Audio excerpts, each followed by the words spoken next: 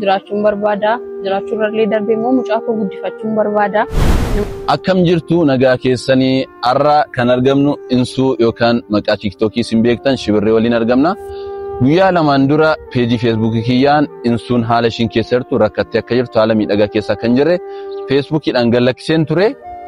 Haa ta'u malee namoonni jirra jirtanii fayyaa keessanii nagaa dha'ee nagaa kooti galata waaqayyoo baga nagaa fayyaa taatan siin jecha hordoftoota kiyya egaa mee har'ammoo waa'ee namoota kanneen irraa waa dubbachuun dhufe yeroo baay'ee wallola keenya malee waan biraa hin haasofnu waan biraa yeroo itti haasofnu yeroo tokko isin jalaa ta'ee jira yamsoo soorii isin jecha egaa asirratti waan tokko dubbachuun barbaada.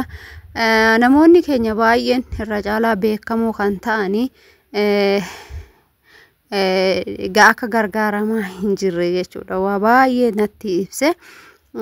Namoonni keenya irra caalan immoo numti mataan keenya iyyuu hangam wal jajjabeessaa jirra, hangam milee walitti horaa jirra yoon jedhe dhugaa dubbachuu fi mucaa daa'ima kanarraan jechuudha. Siingitan Taamiraat namni wallaaltan hin jirtanii siingitan mucaa cimaa mucaa baay'ee jaallatamaadha jechuudha uummata biratti.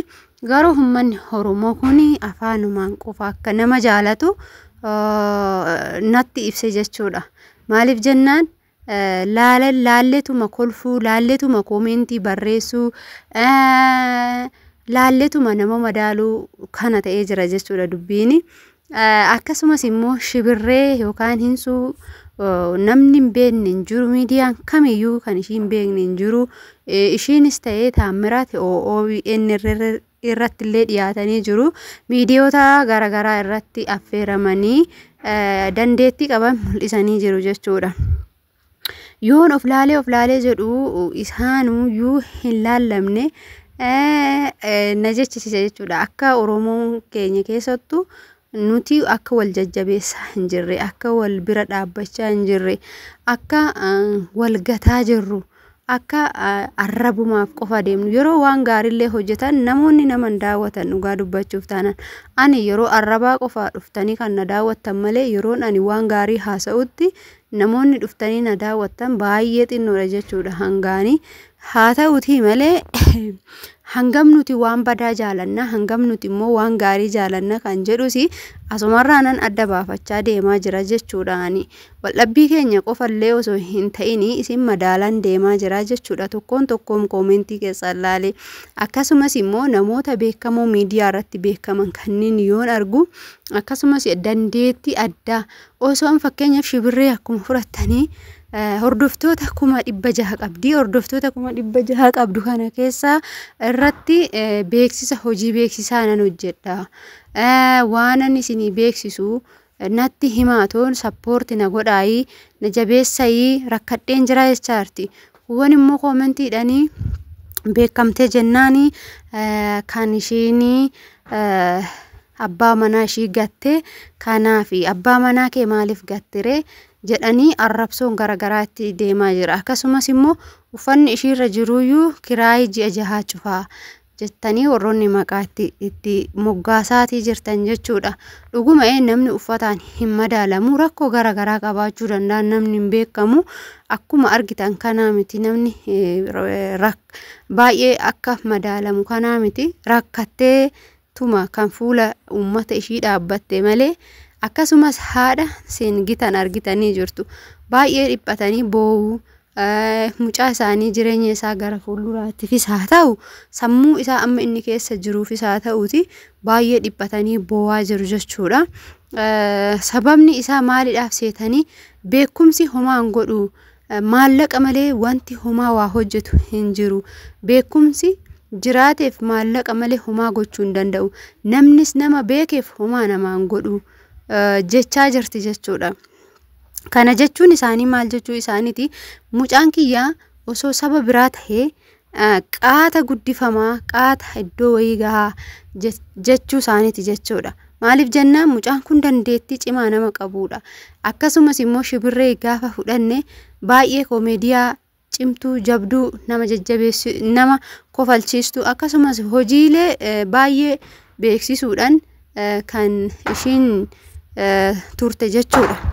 Egeree miidiyaa irratti hojjetteerti, YouTube mataa ishee irratti hojjettee jirti, TikTok mataa ishee irrattis kinoo haga har'aatitti komeedii ishee hin dhaabne jechuudha. Akkasumas beeksisa garagaraa hin hojjetti. Sanumaan sappoortii na godhaa jettee fuula uummata ishee baate malee kadhaadhaa fi miti akka ta'ellee ishiinillee isin hubachiisteerti jechuudha. Dhugaa dubbachuuf taananii namoonni keenya laayikii, sheerii, koomentii, laayikii, sheerii fi koomentii gaarii nama barreessuu irra arrabsoo nama cabsuudha jechuudha. Maal qabame fooloo gootanii sabskraayibii ishii yuutuubii ishii tarii irratti hojjechaa hin jirtu ta'a. Yoo jajjabeessan gara danda'ame yoo jajjabeessan nam dandeetti qabu.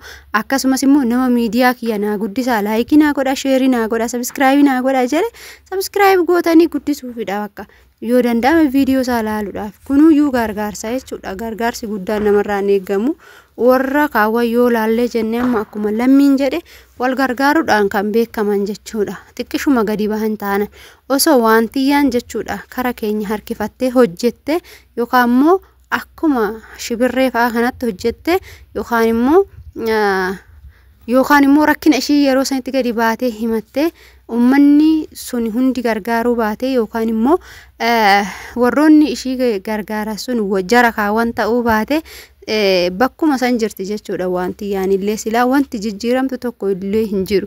Ishiin beekatteet Amaariffaan gara isaanitti makamte hojjette jechuudha. Maaliif jireenya barbaadde waan ta'eef, jireenya hirkattummaan barbaadde waan ta'eef, jireenya hojjettee jiraachuu waan dandeettii qabduun hojjettee jiraachuu barbaadde waan ta'eef kanaafidha jechuudha. Kan yeroo baay'ee afaan keenyan jettu baay'inni namoota akkas jedhu.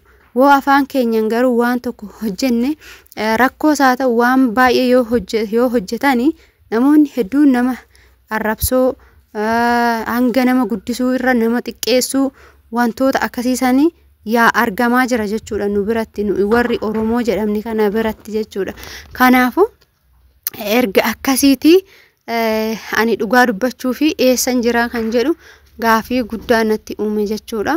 Kana fakkaataa sabaanni kiyya har'aayi warri jaalattan daawwadhaa, warri jibbitan immoo geeraafti isiniin nagaan tura dhiifama immoo jechuudha. Laayikii, sheerii, koomentii gochuudhaan hin dagatinaa isiniin jedha.